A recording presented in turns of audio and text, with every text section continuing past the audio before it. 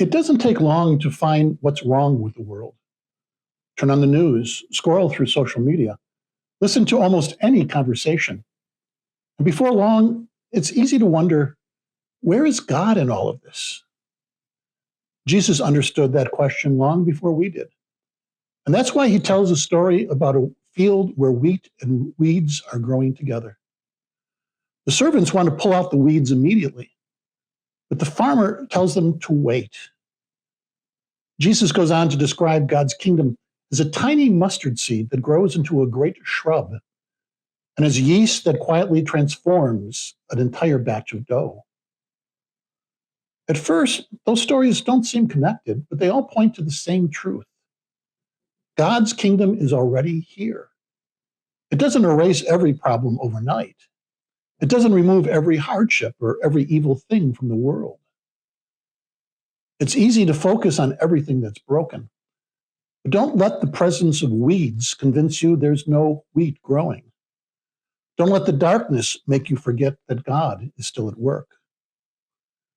When you're tempted to become discouraged, ask yourself, where is God's kingdom already breaking through? You may discover hope in the places you weren't expecting. I've been reminded many times that I don't have a green thumb. In fact, just the opposite.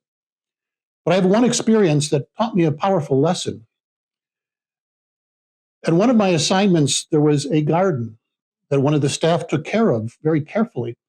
Well, that person was leaving and put me in charge to keep it going. And so I would come out from time to time, and there was one very unusual looking plant in the middle of it all that I kept trying to give space so it could grow, pulling out anything that was growing up around it. And it continued to grow, continued to look more strange, but it continued to grow. Finally, after a couple of weeks, somebody who knew what they were doing came and said, well, why are you clearing the way for that weed? What I have been doing is pulling away the good growth and letting the weed to grow. Well, I learned a lesson there. First of all, I shouldn't be messing around with gardens. But second of all, we need to let the good things grow, even if there are weeds around them. That's Jesus' message today as well. And the nice thing is that Jesus gives us every chance to grow. He doesn't pull out everything right away. He doesn't give us one chance to get it right. He gives us an endless opportunity to begin to bloom where we're planted. And so do all you can to let good things grow in the name of the Lord, to let people develop in their faith, even if it's in unexpected ways. God is the one in charge. It's our task to let his will be done.